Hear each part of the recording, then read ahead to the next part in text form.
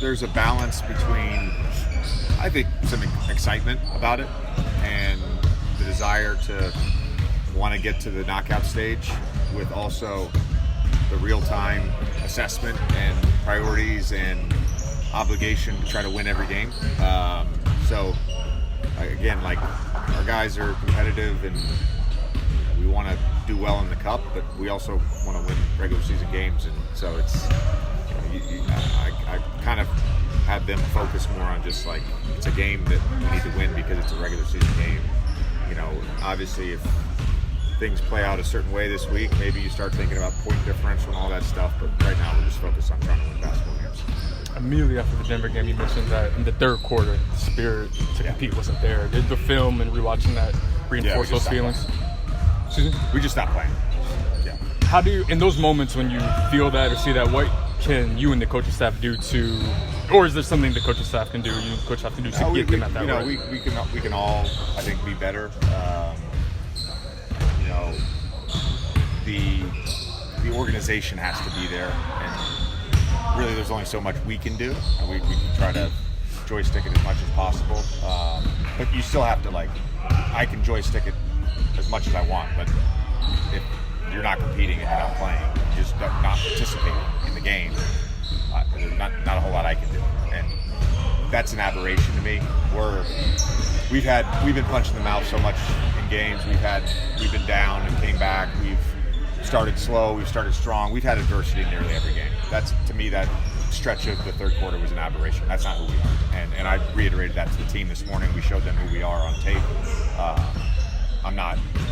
It's not like a thing that weighed on me much yesterday. It was more about how do we focus on today and this week. It's a big week for us.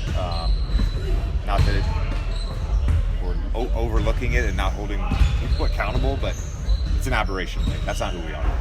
How's Jackson doing? Is there a chance he plays Tuesday? He's probable. Yeah. Tomorrow. I have no idea. You're on Thanksgiving break? Yeah, what's going on? Basically. When you guys have seen this on the club, yeah.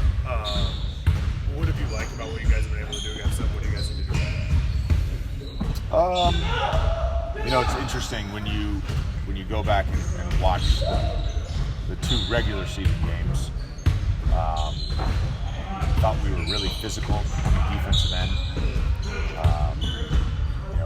We did some stuff today to try to reignite that a little bit, and that's ultimately what you're going to have to be. Like, those guys are incredible shot makers, they're incredible offensive players.